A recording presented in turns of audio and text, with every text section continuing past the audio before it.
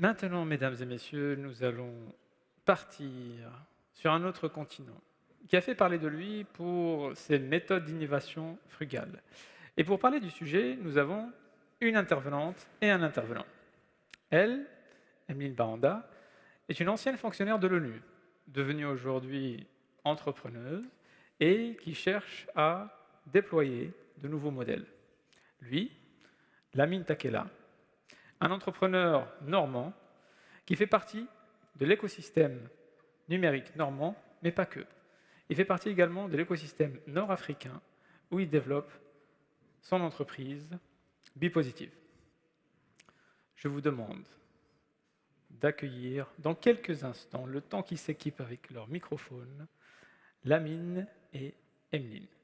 Leur sujet aujourd'hui vous fera découvrir de nouvelles façons de concevoir et d'innover, principalement inspirées de leur expérience personnelle en tant qu'entrepreneur sur le continent africain.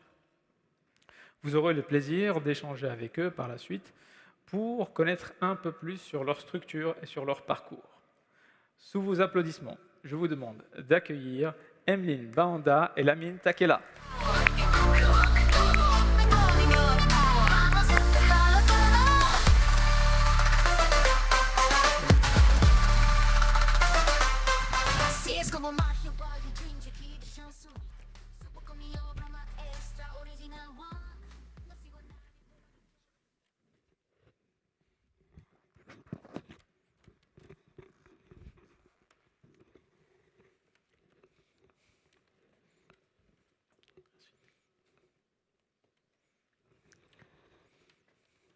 Dans son ouvrage Le temps de l'Afrique, Jean-Michel Severino a écrit « Le 21e siècle sera celui de l'Afrique ». Elle est désormais au centre des nouveaux grands enjeux mondiaux. Elle était mal partie, mais la voilà de retour.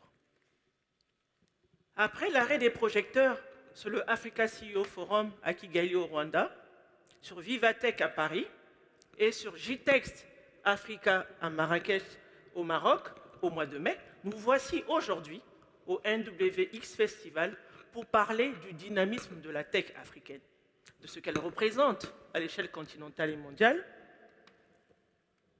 pour échanger sur sa portée et sur les changements profonds et durables qu'elle induit pour le développement de l'Afrique.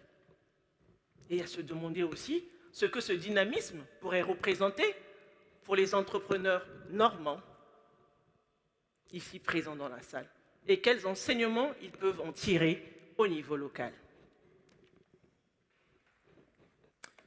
Avant de rentrer justement dans cette explication de l'Africa Tech, il convient de la définir. L'Africa Tech, c'est bien au-delà de simplement la technologie et l'innovation en Afrique. C'est bien sûr un mouvement des écosystèmes qui se créent, qui se fédèrent et qui s'organisent autour de différentes thématiques. L'innovation technologique, bien entendu, mais également les investissements et la croissance, ou encore la transformation digitale à l'échelle du continent africain. Un des grands atouts de l'Africa Tech sur l'ensemble du continent, c'est bien sûr la population. 1,4 milliard d'habitants, dont 60% ont moins de 30 ans. C'est de la population des jeunes qui sont des digital natives, qui sont de plus en plus qualifiés et qui ont des aspirations. Alors bien sûr, il y a des difficultés, il y a des défis à relever, mais c'est ce à quoi nous allons partager avec vous cet après-midi et vous parler justement de cet afro-optimisme qui concerne l'Afrique d'aujourd'hui et aussi de demain. Depuis plus d'une décennie, l'absence d'infrastructures et le sous-développement en Afrique ne sont plus considérés comme un obstacle majeur à l'esprit d'entreprise.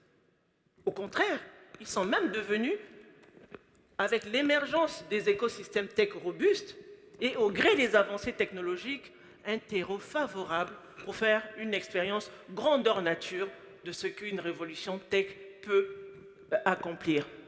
En effet, l'Afrique est devenue le laboratoire sans précédent qui laisse place à l'ingéniosité et à la créativité des entrepreneurs africains pour nous proposer des innovations frugales pour répondre aux besoins quotidiens, mais aussi aux défis urgents des populations d'un pays avant de se déployer sur un autre pays du continent, les problèmes étant plus ou moins similaires. Le principal outil d'innovation qui a fait passer un cap à la technologie en Afrique, eh bien, c'est le téléphone mobile, précisément le smartphone. D'ici 2030, le taux de pénétration du smartphone en Afrique va exploser, passant de 51% en 2022 à 87% en 2030, d'après le dernier rapport de l'Association mondiale des opérateurs mobiles. Ceci s'explique par l'appropriation rapide, mais aussi, surtout, professionnelle du smartphone par les populations africaines. Le téléphone mobile est passé d'un simple usage de communication à un usage particulièrement central qui a bouleversé les usages dans les milieux des affaires, mais aussi administratifs. Et toutes les innovations technologiques qui ont été créées autour justement du smartphone ont entraîné des changements majeurs dans des secteurs clés qui sont devenus, d'une certaine manière, le moteur de la croissance économique en Afrique. On peut parler du mobile money, fintech, edtech, healthtech, edutech, j'utilise les termes en vue aujourd'hui, e-commerce, et qui ont favorisé aussi l'émergence d'une classe moyenne en Afrique. L'une des premières révolutions technologiques qui sont nées justement de l'usage du smartphone, c'est le mobile money, avec M-Pesa comme précurseur. Je pense que vous connaissez tous M-Pesa. Aujourd'hui, plus de la moitié de 1,600 millions de comptes de mobile money enregistrés dans le monde proviennent de l'Afrique. Et dans l'économie informelle, qui compte 80% des travailleurs, l'inclusion financière rendue possible grâce justement au mobile money offre de nouvelles opportunités à ces travailleurs informels en leur proposant quoi? Un meilleur accès aux services, un meilleur accès au marché et un meilleur accès aux ressources pour leur permettre de travailler de manière efficace et rentable. Ce n'est plus inhabituel de voir des artisans, des commerçants informels en Afrique utiliser des messageries électroniques pour échanger avec des potentiels partenaires et clients à l'étranger. C'est devenu même très courant de voir ces commerçants et artisans utiliser les différentes plateformes comme Jumia, qui est basée au Nigeria et également dans une dizaine de pays en Afrique, Killmill au Kenya, ou encore Facebook et WhatsApp pour vendre leurs produits à une clientèle qui est basée non seulement sur le continent, mais aussi à l'extérieur du continent. Mais ils ne s'arrêtent pas là. Pour améliorer leurs techniques de travail et développer leurs compétences, ils ont accès aux ressources en ligne. Tout ceci rendu possible grâce à un seul outil qui est le téléphone portable. Inutile de vous parler de la paralysie de ces petits business lorsqu'il y a des problèmes techniques qui les empêchent de se connecter à WhatsApp et à Facebook. C'est tout un continent qui retient son souffle. Cela n'est pas un euphémisme. Mesdames et messieurs, vous aurez compris que le smartphone en Afrique est un bureau ambulant. Un outil de travail pour près d'1 milliard d'Africains. Du bureau ambulant à l'activité, il n'y a qu'un pas. Et en réalité, ce dont nous vous parlons sur l'Africa Tech, cet afro-optimisme que l'on vous partage cet après-midi, c'est de la tech, de l'innovation, mais aussi de l'entrepreneuriat. Un peu partout dans le monde, notamment dans les pays dits occidentaux, ou qui nous concernent en Europe et en France, l'entrepreneuriat répond à une logique ou un objectif de cause à effet. C'est-à-dire qu'un porteur de projet ou des porteurs de projet se réunissent, travaillent sur des sujets assez élaborés, on fait des business plans, on élabore une stratégie pour répondre à un besoin déjà identifié, précis. C'est ce que l'on appelle la logique causale.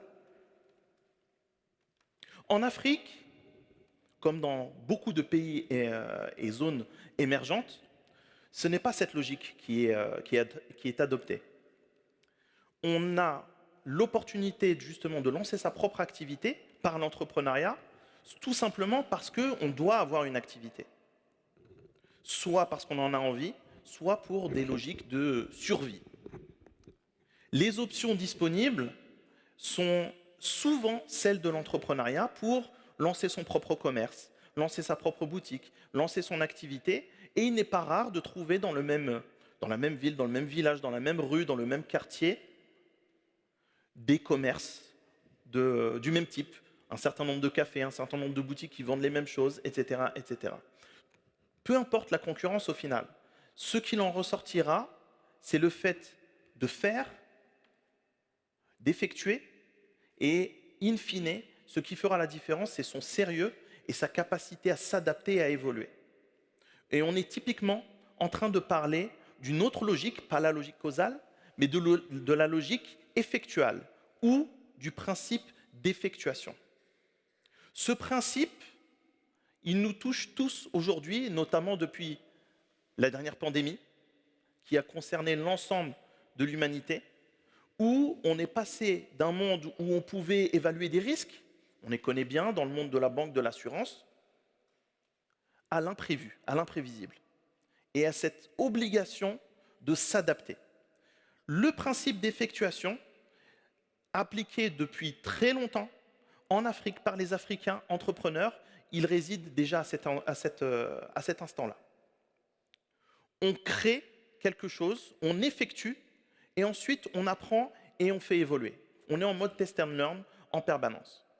Je vous invite justement à regarder en bibliographie, si cela vous intéresse, Effectuation, principe de l'entrepreneuriat pour tous, par l'excellent spécialiste français Philippe Silberzahn, qui décrit et définit ces principes d'effectuation, qui sont aujourd'hui appliqués et enseignés dans bon nombre d'incubateurs, programmes d'accompagnement à l'entrepreneuriat, mais également écoles, universités ou programmes de développement dans les entreprises, partout dans le monde. L'Institut Choiseul, que vous connaissez sûrement, a publié en 2023 une étude sur le continent africain et le top 300 des entrepreneurs et dirigeants de plus grandes entreprises tech et digitales sur le continent africain. Et voici ce qu'elles ont publié et partagé. À l'horizon 2050, le principal partenaire économique de l'Afrique, ce sera l'Union européenne. Malgré la poussée du géant chinois asiatique, ou encore de pays comme la Russie, qui ont des objectifs particuliers sur le développement de l'Afrique. Mais pourquoi c'est un atout important pour nous tous en Europe et notamment en France? Tout d'abord, c'est un atout principalement culturel. En effet, le continent africain, dans sa grande majorité, est anglophone, lusophone, arabophone et francophone. Poursuivant cette revue des secteurs transformés grâce au smartphone et à la technologie, je vais vous parler de l'ingéniosité de ces entrepreneurs africains, notamment nigériens, qui ont créé l'une des plateformes les plus importantes en Afrique en matière de paiement aux entreprises, MoneyPoint, qui a été créée en 2015. Et pour la deuxième année consécutive, MoneyPoint a été consacré par le Financial Times comme FinTech ayant la croissance la plus rapide en Afrique. Et depuis 2023, cette FinTech propose des services financiers aux particuliers. Pour poursuivre sa croissance, elle a doublé son effectif qui est aujourd'hui de 1800 salariés basés à la fois au Nigeria et au Kenya. Mais je ne vais pas m'arrêter là parce qu'il faut quand même que je justifie ma présence devant vous aujourd'hui. Et je veux vous parler d'un secteur qui est l'agriculture, qui est le premier pourvoyeur d'emplois en Afrique. Et de nombreuses start-up, justement, utilisent la technologie pour révolutionner ce secteur. Pourquoi? Mais parce que plus de 600 millions de petits producteurs qui produisent 80% de la nourriture consommée sur le territoire n'ont pas accès au microcrédit. Seuls 3% d'entre eux sont des irrésolus. Et le microcrédit qui leur est en principe ouvert parce qu'ils sont non bancarisés, le taux d'intérêt s'élève à 24%. Alors qu'est-ce que Nsengo fait? Et on voudrait utiliser justement le smartphone et le mobile money pour justement révolutionner la distribution, le suivi et évaluation de l'aide publique au développement et de la philanthropie pour proposer des microcrédits circulaires aux petits producteurs, mais pas que, en les associant à des services comme les conseils agronomiques et de la microassurance pour s'assurer effectivement qu'ils peuvent améliorer leur productivité et augmenter leurs revenus. Pourquoi? Parce qu'il faut sortir de la logique des dons. Il faut sortir de cette logique et créer un effet multiplicateur pour améliorer l'efficacité et l'impact de ces fonds publics qui s'élevaient en 2022 à 8,4 milliards d'euros. Malheureusement, les besoins annuels s'élèvent à 55 milliards d'euros selon l'Agence française de développement. Une fois que nous avons passé en revue tous ces secteurs qui ont été transformés par le smartphone, par la technologie, on peut se demander pourquoi nous vous en parlons, quel est l'intérêt pour vous? Mais nous pensons que ces innovations frugales peuvent, dans certains secteurs, représenter des pistes de solutions inspirantes pour des entrepreneurs normands. Dans la fintech, par exemple, pourquoi ne pas proposer aux personnes interdites bancaires en France des services financiers via le smartphone? Je pense que ça réglerait beaucoup de problèmes en termes de paiement de factures, en termes d'accès au crédit et même aussi en termes d'épargne. Et dans des secteurs plus en tension comme l'accès à l'énergie ou à la santé dans des communes rurales, est-ce qu'on ne peut pas proposer des solutions? L'appropriation de la technologie, de l'innovation, c'est le propre justement de ces jeunes Africains qui sont connectés au monde entier, qui regardent, qui observent et qui se disent « Nous aussi, on voudrait contribuer à quelque chose, d'abord pour notre quotidien, mais aussi, pourquoi pas, inspirer le monde ». Vous connaissez tous cet adage, les Américains créent ou inventent, les Chinois copient, les Européens régulent. Eh bien, nous, ce qu'on observe depuis un certain temps, c'est que les Africains s'approprient, réinventent et partagent. Et c'est en cela que les porteurs de projets et les différentes démarches innovantes, les écosystèmes, les hubs innovants qui se créent et qui commencent à avoir un certain track record, de certaines références sur le continent africain, alimentent ce que l'on appelle, nous, l'afro-optimisme. Un exemple très concret. L'Algérie, à 2 heures de chez nous. L'Algérie, pays endetté et soumis à 10 ans de guerre civile dans les années 90, est désormais un pays qui est devenu le 3e PIB africain, prêteur de fonds au Fonds monétaire international, et qui s'est doté en 2020 d'un ministère des startups. Ministère des startups, de l'économie de la connaissance et de la micro-entreprise. Emeline en a parlé tout à l'heure. Pourquoi la micro-entreprise au final? Puisque effectivement c'est aussi une des particularités de ces entrepreneurs, ces activistes africains. Ils créent leur propre activité, souvent de manière non formelle. Différents États comme celui de l'Algérie ont pris parti à créer des programmes, des Startup Acts, comme on le dit, notamment dans la thématique du digital, de la tech et de l'innovation, pour permettre aux créateurs de créer de la valeur localement sous un cadre défini. À quoi sert ce ministère des startups qui peut inspirer bon nombre de démarches chez nous?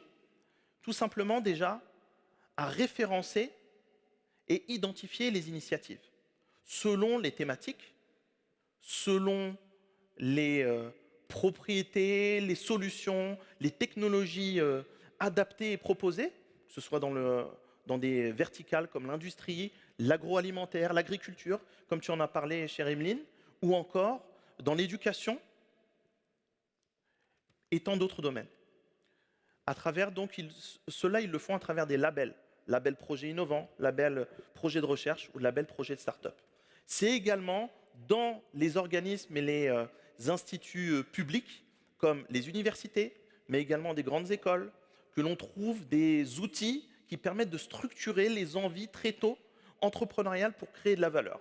Avec des maisons de l'entrepreneuriat, aujourd'hui appelées centres de développement de l'entrepreneuriat, des incubateurs publics présents dans quasiment toutes les universités, ou encore l'accès à des financements avec des dispositifs comme Algeria Venture ou Algeria Startup Fund, qui permettent aux porteurs de projets à un niveau très early d'accéder à un niveau de financement pour leur amorçage et développer et prouver leurs solutions sur les territoires où ils se trouvent. Deux exemples rapides de start-up africaines qui impactent déjà à l'international. Yassir, une start-up de VTC algérienne, qui a fait la plus grosse levée de fonds en 2022 à l'échelle du continent africain, 150 millions de dollars, qui est aujourd'hui sponsor du Paris Saint-Germain au Parc des Princes, qui se déploie sur tout le Maghreb, mais également le Sénégal, la Côte d'Ivoire, l'Afrique du Sud. En Allemagne, ils sont déjà opérationnels et dans quelques mois, ils seront disponibles également en France. Autre exemple, une start-up algérienne que l'on connaît bien et que l'on a rencontrée à Alger, il y a quelques années, dans le monde des réseaux et des télécoms, Lablabi, qui propose des contenus et des méthodes de simulation et de formation en ligne pour les opérateurs télécoms, et c'est déjà opérationnel chez Orange et Bouygues Télécom en France. Donc, l'innovation, l'Africa Tech, elle est bien plus proche qu'on ne le pense, de manière directe ou indirecte, du nord au sud, de l'est à l'ouest, en Afrique. Oui, elle est effectivement bien plus proche qu'on le pense, parce que si on prend le domaine des énergies, en prenant l'exemple de Copa, M-Copa, qui permet justement d'avoir accès au système solaire domestique via un système de financement par prépayé, vous pouvez vous demander, mais pourquoi elle nous en parle? Effectivement, ce sont des solutions qui sont adaptées à des secteurs, à des zones qui n'ont pas accès à l'électricité. Mais leur modèle technologique et économique peut inspirer des solutions adaptables pour des Français, pour des entrepreneurs français qui veulent avoir des alternatives écologiques abordables. Dans le domaine de la santé, nous avons Dabadoc, leader africain de la santé numérique avec plus de 10 000 professionnels inscrits sur sa plateforme, 12 millions d'utilisateurs. Elle peut être une solution inspirante pour l'Europe dans sa globalité, la France, la Normandie en particulier, pour montrer comment la santé numérique peut favoriser l'accès, l'efficacité et la qualité des services, tout en protégeant les données et en renforçant la confidentialité des patients. Je vais terminer avec l'exemple justement de M-Copa qui propose des services de santé numérique au Kenya et au Rwanda. Nous avons tous vu que dans certaines communes rurales en France, l'inventivité des maires qui veulent attirer des médecins dans un désert médical font souvent, ou parfois, la une justement des journaux télévisés. Mais ces solutions qui sont développées en Afrique, avec M-Copa, on peut les utiliser justement dans des zones rurales, là où la connectivité est faible, mais l'accès à des soins de santé traditionnels est presque inexistant. Ces exemples de différentes startups reflète bien ce qu'est l'Africa Tech, comment elle effectue, crée des innovations, les adapte et les propose sur le continent, mais aussi ailleurs à l'international. Et ça revient à ce que nous disions tout à l'heure sur les principes d'effectuation. Revenons chez nous. Au final, comment ces innovations, cette Africa Tech, peut être utile à tout un chacun dans nos organisations privées comme publiques.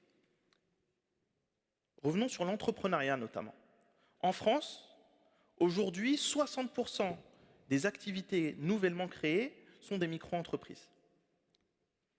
Parmi les entreprises traditionnelles de tout secteur, 65 à 70% n'arrivent pas au stade des 5 ans.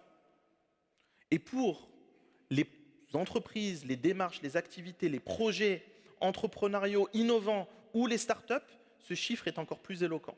Plus de 70%, entre 70 et 75%, n'arriveront pas au cap des 3 ans. Pour les grandes entreprises, depuis le Covid, elles ont bien compris cette nécessité de se digitaliser, de faire sa transformation digitale existante depuis des années, mais cela revient à la thématique précise de ce NWX Festival, elles accélèrent. Elles accélèrent leur transformation digitale, justement pour l'imprévisible et ce besoin de s'adapter en permanence. Donc on le voit depuis la fin de la pandémie, les projets tech innovants dans les grandes structures sont nombreux et en pleine croissance. Depuis fin 2023 et maintenant, et vous allez pouvoir le constater, ou en tout cas vous pouvez le constater, avec la période instable que nous rencontrons, les investissements sont nombreux, mais on a besoin de convaincre plus. On a besoin de rassurer en interne, les prestataires ont besoin de rassurer les clients, et c'est là où les principes d'effectuation et l'expérience africaine peut être utile pour ces entreprises. C'est ce que nous faisons depuis 2015 avec notre structure Bipositive. Bipositive, ce que l'on fait, c'est qu'on accompagne d'une part les porteurs de projets à comprendre au final c'est quoi l'entrepreneuriat, mais notamment l'entrepreneuriat tech et start-up, mais aussi, surtout, ça on va le mettre de côté, surtout les organisations, les territoires, voire parfois des États et des programmes de développement pour accompagner à bien faire de l'innovation et créer de la valeur. Donc comment faire aussi bien avec parfois moins de moyens ou plus de contrôle? Ça, c'est ce que l'on a observé et éprouvé depuis des années sur le continent africain et ailleurs dans le monde, sur des pays émergents principalement, pour utiliser le principe d'effectuation, mais aussi des méthodes particulières comme de l'open innovation, organiser différentes méthodes de travail en amont des projets pour permettre aux entreprises, aux organisations de tester, de faire expérimenter et d'ajuster si besoin. Quelques exemples très concrets. On a accompagné le Red Cross, Croix-Rouge, Croissant-Rouge, à digitaliser et s'implanter dans certains pays africains et certaines grandes organisations, par exemple en Côte d'Ivoire avec le ministère des Sports scolaires et universitaires, pour des problématiques de digitalisation des licences sportives. En Côte d'Ivoire, on accède aux sports scolaires et aux sports professionnels par le monde scolaire et universitaire. Sauf que, comme dans beaucoup de pays émergents, tout se fait toujours en papier. Donc comment apporter une solution digitale qui va également contribuer aux populations à bénéficier de services, comme l'a évoqué tout à l'heure Emeline, c'est-à-dire des services qui vont répondre à un besoin premier, mais également apporter de la bancarisation, de l'assurance et d'autres services. Ça, c'est une première solution. Une autre solution, très concrète, en rapport avec le territoire, fin 2019, Lubrizol. Un épisode que l'on a bien connu ici à Rouen, forcément, et encore plus dans le cadre du NWX Festival qui avait été fortement impacté cette année-là. Eh bien, pour Lubrizol, on a mobilisé notre expertise pour mettre en relation le territoire et des écosystèmes innovants dans le monde, notamment en Afrique. On avait sélectionné l'Algérie et la Côte d'Ivoire pour que, sur un moment de travail, pour une problématique locale mais duplicable, des cerveaux, des innovants, des spécialistes, des experts puissent partager leur expertise et proposer des solutions. On a émergé différentes solutions, une sur le territoire accompagnée par Normandie Incubation, l'autre accompagnée par Bipositive en Côte d'Ivoire qui vient de livrer une plateforme de formation professionnelle dans le monde de l'industrie. Mesdames et messieurs, comme Lamine et moi venons de vous l'exposer, l'afro-optimisme croit en une Afrique prospère grâce à l'innovation et à l'entrepreneuriat. Et avec toutes les innovations technologiques que nous avons passées en revue, on peut conclure que la technologie peut accélérer les différentes phases de développement que les pays occidentaux ont connues, et à condition que cela soit arrimé à un plan de développement intégré. Et donc, même si un certain nombre de problèmes subsistent, de défis, l'accès à certaines infrastructures, l'accès à des dispositifs de financement et d'investissement, l'accès également ou l'accompagnement, surtout sur le partage d'expériences pour des environnements complexes, concrets, pour des talents, pour des jeunes talents africains qui ont des compétences théoriques mais peu accès à certaines pratiques, il y a de l'optimisme. Pour rappel, encore une fois, d'ici à 2050, aujourd'hui, la population africaine, c'est 1,4 milliard. D'ici à 2050, ce sera 2,5 milliards de personnes. Aux portes de l'Europe et accessible pour vous et vos structures. Sur la même période, sachez que ce sera 796 millions d'actifs qualifiés et innovants disponibles. Ce sera bien plus que la Chine et l'Inde. C'est en ce sens que, pour nous, l'Afrique représente une vraie option de croissance technologique disponible et que l'Afrique, pour nous, est le continent d'aujourd'hui et de demain. Merci. Merci.